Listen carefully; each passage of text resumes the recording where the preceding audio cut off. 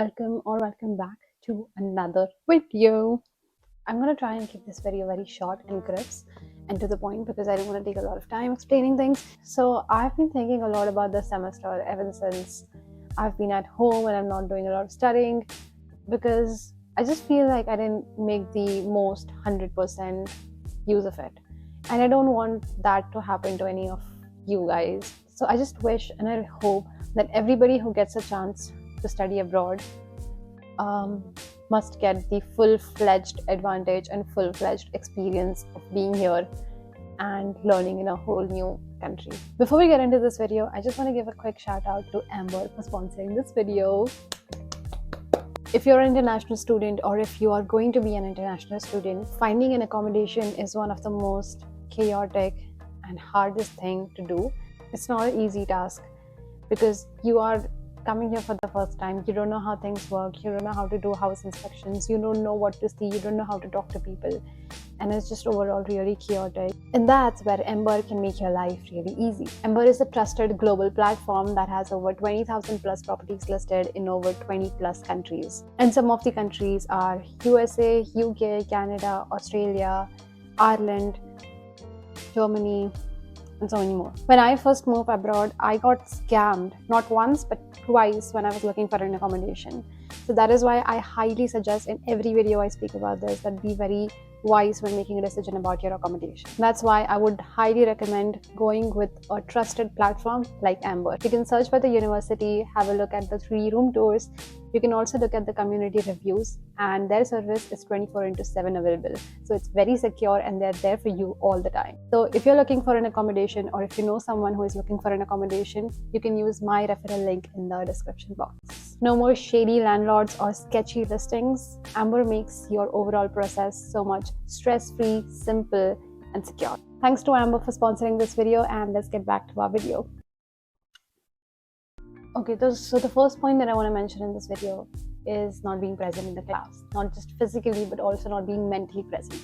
Most of the days I would be so tired after my shifts, or maybe just with all the other things going in life, that I would not be mentally present. Even though I would sit in the lectures and I would physically attend it, but mentally I would be somewhere else. And this is the worst thing that could happen, because if you're sitting in a 3-hour lecture, do not expect that you're going to come back home and go and revise the entire 3-hour lecture. So be present while you're in the lecture, even if it's for like 3 hours. Try to build your attention span. Second point is choosing your subjects without researching. I kind of regretted one of my subjects that I did, and I'm not going to say that because I don't want people to be demotivated just because I didn't like it, but I actually didn't go through my list of subjects very well, and I didn't even ask a lot of seniors. Whenever you're choosing your subjects, make sure that you're talking to your friends, you're talking to your peers, you're talking to your seniors, and actually figuring it out, because your subjects kind of matter a lot. What you're studying matters a lot. It's not just getting the degree, it's actually what subjects you're studying during your degree. So that is what counts. So make sure you're choosing your subjects wisely. Number 3 is not making enough friends.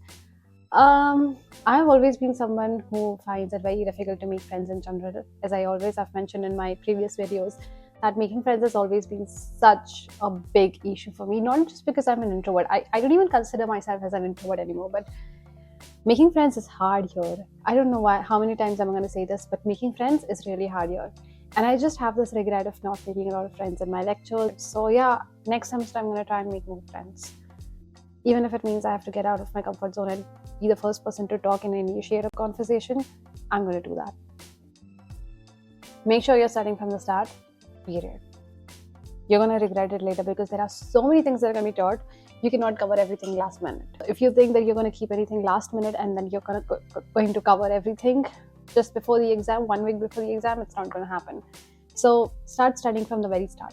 Number 5, avoiding class participation. A lot of professors here have this technique of marking your attendance if you're actually participating in the class. So even if you're present physically in the class, they won't mark your attendance unless and until you actually participate. I don't think all of the professors do this, but yeah, some do it, and I had some professors in my semester who did this.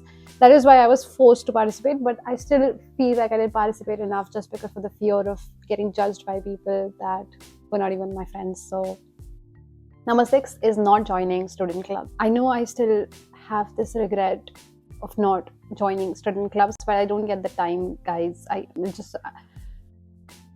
just so caught up in my routine that I don't get time to join student clubs, but I think I will next semester. Number 7, most important, literally the most important point is to choose your groups wisely. Yeah, a huge percentage of your overall score is going to be dependent on your assignments. And for the assignments, majority of the subjects have group assignments, and there would be some that would have individual assignments, or maybe both. So make sure you're choosing your groups very wisely, because if not, that is going to directly affect your score. Number 8 is not speaking up in group projects. Most of the times when you have a group presentation, there will be times when you want to talk about something, but you just don't, because you think that people are going to not accept it, or maybe you just don't want to get into a conflict, or maybe you just don't want to counter what the other person is saying. But honestly, you should do that. If something doesn't work out to you, you should just speak about it. Number 9 is procrastinating too much. This is like a repetition of the point that I earlier mentioned about start studying from the start. Don't keep things last minute, because if you have any technical issue, even if you're like 1 minute late, even if you have very genuine reason for not submitting an assignment on time, you would still lose marks, because professors here are very strict about marking. So yeah, just don't keep anything last minute. Start doing everything on time, and make sure to give the quality in whatever you do. Number 10 is not asking for help. So if you're a University of Melbourne student, you could always stop at stop 1. It is a student helpline counter. Number 11 is not using the campus resources. I don't think I've used the campus resources to the fullest. I really want to join like a sports club or something, maybe swimming or something. I don't know. Number 12 is overloading my schedule. I was doing shifts back to back. I was studying. I started this YouTube channel. I've been doing house inspections, and I've been trying to make friends, and I've been trying to explore Australia, and I want to go to this place, I want to go to that place. In the end, you just get drained out. Number 13 is not exploring the campus or the city. I don't feel like I've explored much Melbourne. Although it has been only 4 months, I just feel like I haven't explored my campus fully yet. Number 14, spending without a budget. Now, this is not particularly something which is related to your studies or your academics, but this is something that has happened in general to everybody who comes here. If you're living in the city, maintaining your money is going to be so hard, because you will be constantly be surrounded with things that you want to buy and consume and use and spend money on, and that is going to really mess up your budget. Honestly, I don't think I'll be able to do that until I leave the city, but let's see. Number 15 is not sleeping enough. Yeah, I don't even want to talk about it. Number 16 is skipping orientation and welcoming events. I did that. You shouldn't be doing it. I should have actually put this point in the start, but please do not miss your orientation. That is how you make friends. I missed my orientation, and that is the exact reason why I'm struggling so much. But yeah, do not miss your orientation, even if it's like not that interesting, because the very first reason that I didn't go to my orientation was because I didn't find it interesting. The first day that I went, I didn't find anything interesting at all. I don't know, I just didn't find it interesting. And that was the very reason I didn't attend the next 2 days. But please do not do that. Go and attend your events actually, because that helps you a lot, especially the third day where you get explained about your, where they explain to you about your course, about your subjects and stuff like that, who is your course coordinator, this and that. Please do not miss that one. Number 17 is not applying for internships and jobs. After I've started doing part-time shifts, I've realized that I need to find a job. I need to find an internship ASAP. And number 18, which is not asking enough questions. As I said, I just don't know. I'm just in general very secured, and I just think a lot before, raising my hand up for answering, or, just participating in the class. And even when I had doubts, even when I didn't understand some topic, even when I felt like I haven't fully understood something, I wouldn't ask. I would just come back home and listen to the recording, or maybe just, use ChatGPT and stuff like that. But I never actually asked my doubts in the class. I didn't do it once in the entire semester, which is very wrong. Like, you're paying such a big amount and you're not getting your doubts clear. It's It's bad.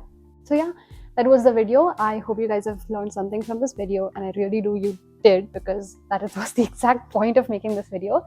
And my legs hurt. And I hope this video goes out very soon before you actually start with your semester, because that's the whole point. My coffee actually got colder. Can you imagine how cold it is in Melbourne? It should be 5 degrees today.